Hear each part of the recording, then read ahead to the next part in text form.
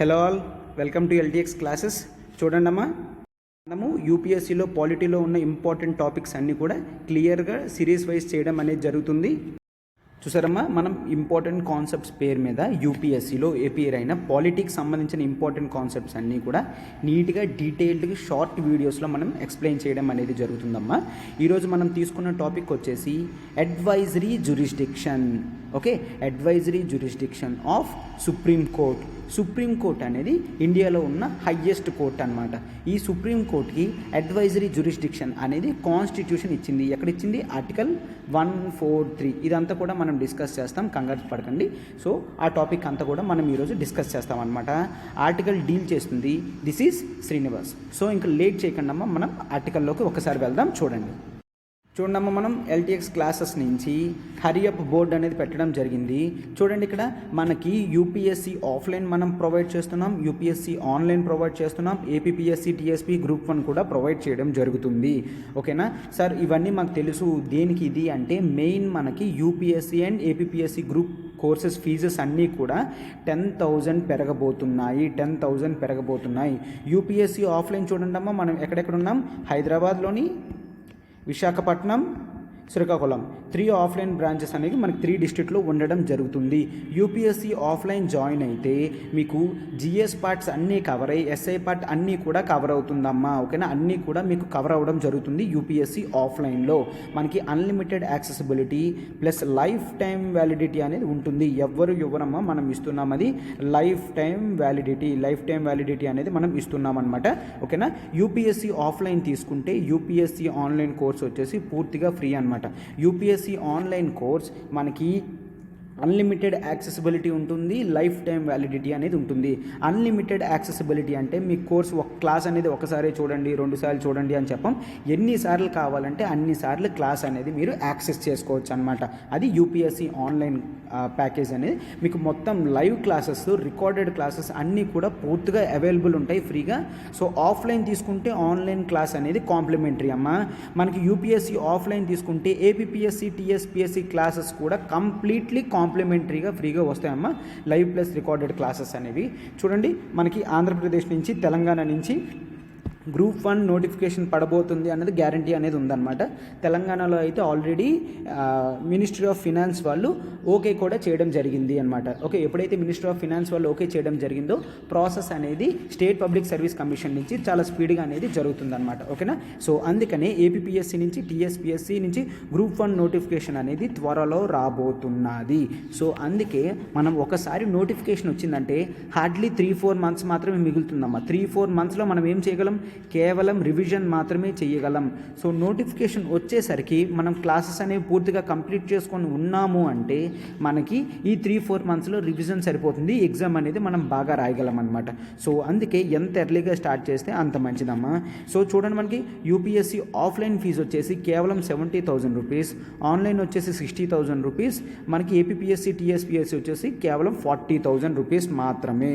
Sir okay, fees ఎంతవరకు పెరుగుతున్నాయి చూడండి. ఆఫ్లైన్ 70,000 నుంచి 80,000కి వెళ్ళబోతుంది, ఆన్లైన్ 60,000 నుంచి 70,000కి వెళ్ళబోతుందమ్మా. టీఎస్పీఎస్సీ ఏపీపీఎస్సీ వచ్చేసి 40,000 నుంచి 50,000 బ్రాకెట్స్లోకి పెరగబోతున్నాయి. అంటే ప్రతి కోర్స్ ప్యాకేజ్ కూడా 10,000 రూపీస్ మేర పెరగబోతుంది అనమాట. ప్రతి కోర్స్ ప్యాకేజ్లో కూడా ఎంత పెరుగుతుందమ్మా? 10,000 అనేది అనవసరంగా పెరుగుతుంది. సరే, అయితే ఫీజెస్ ఎప్పుడు లోపల కట్టాలి? మీకు ఓల్డ్ ఫీజెసే ఉండాలంటే 31 మార్చ్ కల్లా కంప్లీట్ చేయాలమ్మా. 31 మార్చ్ కల్లా మీరు ఎన్రోల్మెంట్ చేసుకుంటే 31 మార్చ్ కల్లా ఫీజు అనేది పేమెంట్ చేస్తే మీకు ఖచ్చితంగా ఓల్డ్ బ్రాకెట్స్లో ఉంటారు. రేపు ఏప్రిల్ 1 నుంచి ఫీజెస్ అనేవి పెరగబోతున్నాయి అమ్మా. ఏప్రిల్ 1 నుంచి ఫీజెస్ అనేవి 10,000 మేర పెరగబోతున్నాయి. సో డెసిషన్ అనేది చాలా ఎర్లీగా తీసుకుంటేనే అమౌంట్ అనేది సేవ్ అవుతుందమ్మా. లేట్గా డెసిషన్ తీసుకున్నారంటే అనవసరంగా 10,000 అనేది కట్టాలన్నమాట. మన క్లాసెస్ అనేవి ఎంత నీట్గా జరుగుతున్నాయో మీకు కూడా తెలుసు. సో మీరు ఇక్కడ ఈ నెంబర్ చూడండి అమ్మా, ఈ నెంబర్ ప్రత్యూష మేడంది. మేడంకి కాల్ చేసి మీరు ఏ డౌట్ ఉన్నా కూడా క్వెరీ చేయొచ్చు. సబ్స్క్రిప్షన్కి కూడా మేడంకి కాల్ చేయొచ్చు అమ్మా. ఓకేనా? సబ్స్క్రిప్షన్ కూడా మేడంకి మీరు కాల్ చేయొచ్చు. సో 31 మార్చ్ కల్లా మీరు ఎన్రోల్మెంట్ అనేది చేసుకోండి అమ్మా. 31 మార్చ్ కల్లా ఎన్రోల్మెంట్ అనేది మీరు చేసుకోండి. ఓకేనా?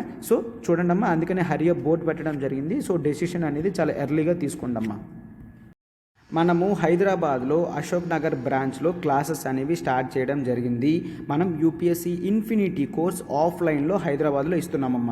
ఆల్రెడీ విశాఖపట్నం, శ్రీకాకుళంలో ఉంది. మనం హైదరాబాద్లో అశోక్ నగర్లో బ్రాంచ్ ఓపెన్ చేయడం జరిగింది.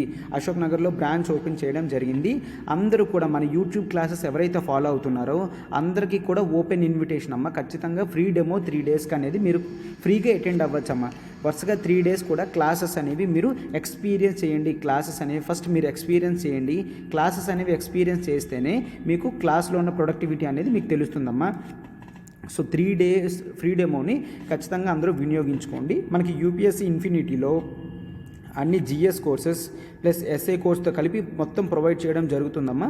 అన్లిమిటెడ్ యాక్సెసిబిలిటీ ఉంటుంది, ప్లస్ లైఫ్ టైం వ్యాలిడిటీ ఉంటుంది. అన్ని ఇన్స్టిట్యూట్స్ లాగా 1 ఇయర్ 1.5 ఇయర్ లాగా కాదమ్మా, మనకి లైఫ్ టైం వ్యాలిడిటీ అనేది ఉంటుంది. ఓకే, లైఫ్ టైం మనం కోర్సెస్ అనేవి మనం అట్లాగే యాక్సెస్ అనేది చేయొచ్చు. ప్లస్ ఈజీగా ఈఎంఐ 5,000 పర్ మంత్ కడుతూ ఇన్స్టాల్మెంట్ అనేది క్లియర్ చేయొచ్చు అనమాట. ఇప్పుడు చూసారా, 31 మార్చ్ లోపల కడితే మనకి కేవలం 70,000 రూపీస్ మాత్రమే యూపీఎస్సీ ఆఫ్లైన్ ఫీజు వచ్చేసి.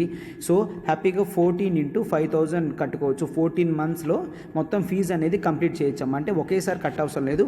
అఫోర్డబుల్గా ఉండడానికి ఈ కోర్స్ ప్యాకేజ్ అనేది ఈ విధంగా డిజైన్ చేయడం అనేది జరిగిందనమాట. ఓకేనా. సో ఇప్పుడు చూడండి, ఈ నెంబర్ ప్రత్యూష మేడంది. మీకు ఏ డౌట్స్ వచ్చినా కూడా ఈ నెంబర్కి కాల్ చేయండి. మీరు మేడంకి కాల్ చేస్తే మీ డౌట్స్ అనేవి క్లారిఫై చేస్తారు. మీరు సబ్స్క్రిప్షన్ చేసుకోవాలనుకున్నా కూడా ఆ నెంబర్కి కాల్ చేస్తే సబ్స్క్రిప్షన్ అనేది మీరు చేసుకోవచ్చమ్మా.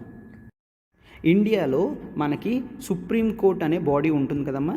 ఇండియాలో మనకి సుప్రీంకోర్టు బాడీ అనేది ఉంటుంది. జుడిషియరీలో హయ్యెస్ట్ బాడీ వచ్చేసి మనకి సుప్రీంకోర్టు మన ఇండియాలో జుడిషియరీని మనం ఇంటిగ్రేటెడ్ ఫార్మ్ ఆఫ్ జుడిషియరీ అని అంటాము. ఇంటిగ్రేటెడ్ అండ్ ఇండిపెండెంట్ జుడిషియరీ అని అంటాము. Okay, integrated and independent judiciary అని అంటాం. సార్, ఇంటిగ్రేటెడ్ జుడిషియరీ అంటే ఏంటి? ఇంటిగ్రేటెడ్ జుడిషియరీ అంటే సుప్రీంకోర్టు హైయెస్ట్లో ఉంటుంది, సుప్రీంకోర్టు కింద హైకోర్టు అనేది ఉంటుంది, హైకోర్టు కింద డిస్ట్రిక్ట్ కోర్టు అనేది ఉంటుంది. ఇలాగ ఉంటే దీన్ని integrated form of judiciary system అని అంటాము. Integrated form of judiciary system అంటే చూడండి, సుప్రీంకోర్టు అనేది ఒకటే ఉంటుంది, బట్ వేరియస్ హైకోర్ట్స్ అనేవి ఉండడం జరుగుతుంది అనమాట. అంటే హైకోర్ట్స్ అన్నిటికీ కూడా హెడ్ ఎవరు? సుప్రీంకోర్టు. ఇప్పుడు ఒకే స్టేట్లో డిఫరెంట్ డిస్ట్రిక్ట్ కోర్ట్స్ అనేవి ఉంటాయి. ఓకేనా. ఎన్ని డిస్ట్రిక్ట్స్ ఉంటాయి అన్ని డిస్ట్రిక్ట్ కోర్ట్స్ అనేవి ఉంటాయి అనమాట. అంటే మనకి ఇక్కడ మొత్తం ఓవరాల్ హెడ్ ఎవరమ్మా? సుప్రీంకోర్టు, దాని కింద హైకోర్టు, దాని కింద డిస్ట్రిక్ట్ కోర్ట్. సో ఈ ఆర్డర్లో ఇలా మెన్షన్ చేస్తే దీన్ని మనం integrated form of judicial system అని అంటాము. ఇండిపెండెంట్ జ్యుడిషియరీ అంటే ఏంటి సార్? ఇండిపెండెంట్ జ్యుడిషియరీ అంటే మనకి జ్యుడిషియల్ ఇన్వాల్వ్మెంట్ అనేది ఎగ్జిక్యూటివ్తో జరగదు. అంటే ఏంటి? ఇప్పుడు మనకి ఇండియాలో సుప్రీంకోర్టు జడ్జిని ఎన్నుకోవాలి అనుకుంటే ఎవరిస్తారమ్మా? కొలీజియం బాడీ అనేది ఇస్తుంది. కొలీజియం అనేది ఒక బాడీ అమ్మ. ఇందులో సుప్రీంకోర్టు మెంబర్సే ఉంటారు. ఓకేనా. సుప్రీంకోర్టు మెంబర్సే ఉంటారు. వాళ్ళు యాక్సెప్ట్ చేసిన వాళ్ళు మాత్రమే సుప్రీంకోర్టు జడ్జి అవుతారు. అంటే ఇక్కడ గవర్నమెంట్ అనేది ఎటువంటి రోల్ కూడా ప్లే చేయదు. ఓకేనా. గవర్నమెంట్ అనేది ఎటువంటి రోల్ కూడా ప్లే చేయదు. కేవలం సుప్రీంకోర్టు జడ్జెస్ మాత్రమే డెసిషన్ అనేది తీసుకుంటారు, కొత్త జడ్జెస్ని యాడ్ చేస్తారనమాట. సో సుప్రీంకోర్టు గురించి ఇంత ఇంపార్టెన్స్ ఉన్నది. అయితే మనం ఇందులో ముఖ్యంగా ఈరోజు టాపిక్ వైజ్ చదవాల్సింది ఏంటి అంటే జ్యూరిస్డిక్షన్. ఓకేనా. జ్యూరిస్డిక్షన్. ఓకే, దానికి ఎంతవరకు పవర్స్ ఉన్నాయి ఏంటి అని. సుప్రీంకోర్టు జ్యూరిస్డిక్షన్ చూస్తే మనకి ఒరిజినల్ జ్యూరిస్డిక్షన్ అని ఉంటుంది. ఓకే, ఒరిజినల్ జ్యూరిస్డిక్షన్ జేయూఆర్ అని రాస్తానమ్మా, అంటే original jurisdiction. Okay, and next writ jurisdiction అనేది ఉంటుంది. నెక్స్ట్ అపిలేట్ జ్యూరిస్డిక్షన్ అనేది ఉంటుంది. ఆ తర్వాత అడ్వైజరీ జ్యూరిస్డిక్షన్ అనేది ఉంటుంది. ఓకేనా. అడ్వైజరీ జ్యూరిస్డిక్షన్ అనేది ఉంటుంది. సో జ్యూరిస్డిక్షన్లో ఈ 4 మనకి మెయిన్ ఇంపార్టెంట్ జ్యూరిస్డిక్షన్స్ అనమాట. మనం నెక్స్ట్ క్లాసెస్లో original jurisdiction, writ jurisdiction, appellate jurisdiction cover చేస్తాం.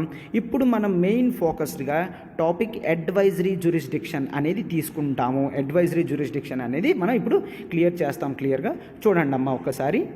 ఇప్పుడు మనం డిస్కస్ చేయబోతున్నాం అడ్వైజరీ జ్యూరిస్డిక్షన్ అన్నమాట. ఓకే, అంటే ఏంటి? ఇక్కడ ప్రెసిడెంట్ అనేవాడు జ్యుడిషియరీ దగ్గర అడ్వైజరీ అనేది తీసుకుంటాడు. ఓకే, ప్రెసిడెంట్ అనేవాడు చూడండి, ప్రెసిడెంట్ అనేవాడికి లీగల్ మ్యాటర్స్లో ఎప్పుడైనా డౌట్ వస్తే వాడు జ్యుడిషియరీ దగ్గరికి అంటే మెయిన్లీ సుప్రీంకోర్టు దగ్గరికి వెళ్తాడు. సుప్రీంకోర్టు ఇచ్చే అడ్వైజరీని మనం అడ్వైజరీ జ్యూరిస్డిక్షన్ అని అంటాము. అడ్వైజరీ జ్యూరిస్డిక్షన్ అని అంటాము. సరే, అయితే ఓన్లీ సుప్రీంకోర్టు దగ్గరికి హైకోర్టు దగ్గరికి వెళ్ళడం అంటే నో, హైకోర్టుకి అడ్వైజరీ జ్యూరిస్డిక్షన్ పవర్ అనేది లేదు. కేవలం కాన్స్టిట్యూషన్ సుప్రీంకోర్టుకే ఇచ్చింది. సార్, కాన్స్టిట్యూషన్ సుప్రీంకోర్టుకి ఇచ్చిందంటే ఒక ఆర్టికల్ ఉండాలి కదా. ఎస్, అది ఆర్టికల్ 143. ఆర్టికల్ 143 ఏం చెప్తుంది అంటే ప్రెసిడెంట్ అనేవాడు సుప్రీంకోర్టు దగ్గరికి వెళ్ళి అడ్వైజ్ అనేది తీసుకోవచ్చు.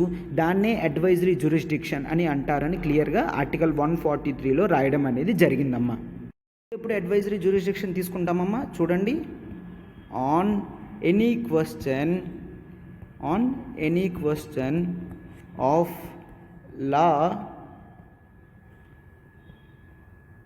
లా or fact of public importance అంటే ఏంటమ్మా, ఎప్పుడైతే ఒక లా మీద కానీ ఒక ఫ్యాక్ట్ మీద కానీ అది కూడా పబ్లిక్ ఇంపార్టెన్స్ అయి ఉండాలి, అలాంటి వాటి మీద మాత్రమే ప్రెసిడెంట్ అనేవాడు సుప్రీంకోర్టు దగ్గరికి వెళ్ళి అడగగలడు.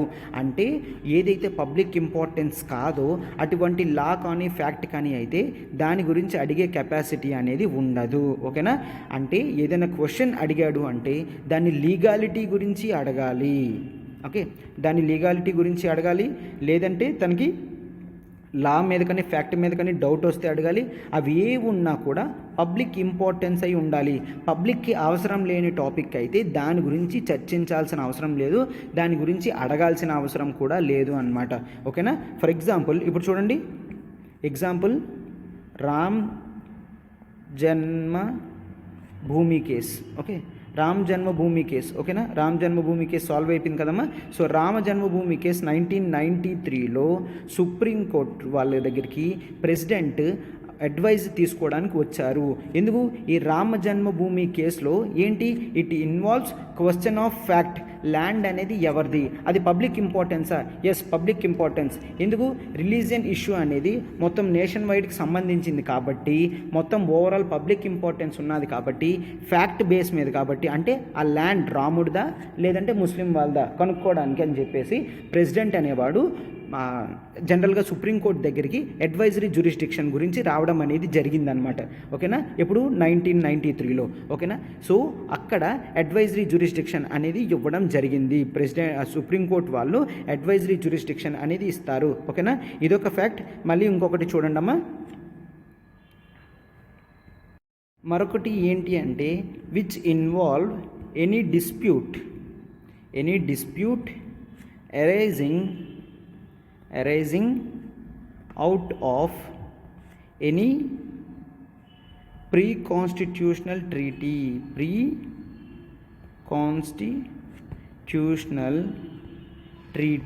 ఓకేనా?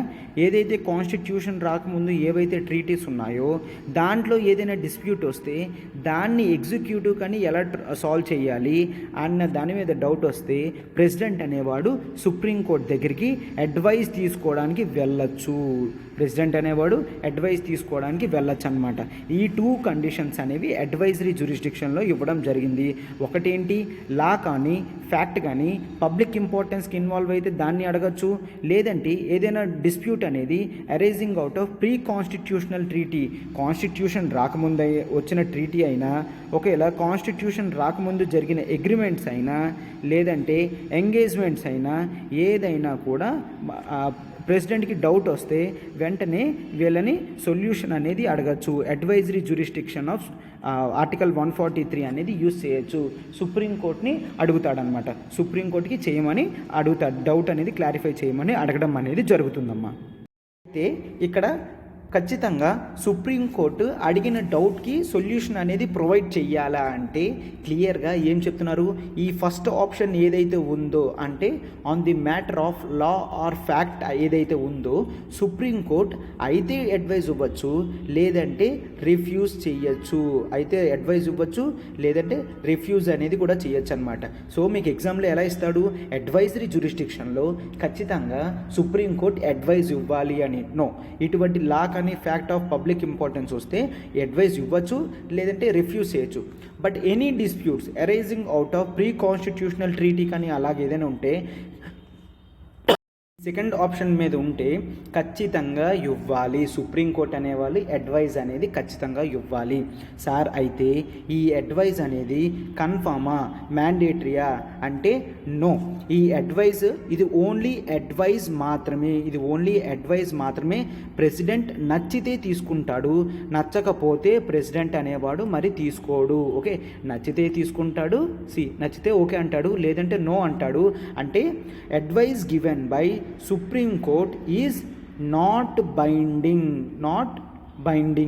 బైండింగ్ అంటే ఏంటి?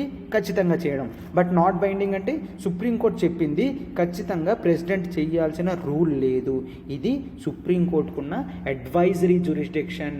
ఎవరు అడగగలరు? కేవలం ప్రెసిడెంట్ మాత్రమే అడగగలడు. కేవలం ప్రెసిడెంట్ మాత్రమే అడ్వైజరీ జ్యూరిస్డిక్షన్ గురించి సుప్రీంకోర్టు దగ్గరికి వెళ్ళి అడగగలడు. సో ఇది చాలా ఇంపార్టెంట్ టాపిక్ అమ్మ, చాలామంది కన్ఫ్యూజ్ అవుతారు. సో అందుకని ఈ టాపిక్ని క్లియర్గా మనం ఎక్స్ప్లెయిన్ చేయడం అనేది జరిగిందమ్మా. ఓకేనా? Yes, thank you. మనకి చాలా ఎఫర్ట్స్ అనేవి దీని మీద ఉంటాయమ్మా. మీరు టాపిక్స్ అనేవి నేర్చుకుంటున్నారు అనుకుంటున్నాం. సో క్లాసెస్ అనేవి ఎట్లా ఉన్నాయో మీరు కామెంట్ బాక్సెస్లో పెడితే మాకు మరింత రిజర్వేషన్ అనేది వస్తుందమ్మా. మీరు మరింత ఎంతూజియాజంగా మోర్ క్లాసెస్ అనేవి మీకు తీసుకొని రావడం అనేది జరుగుతుంది. Yes, thank you. And do like, hit our button and share with the fellow aspirants and do comment also అమ్మా. Yes, thank you.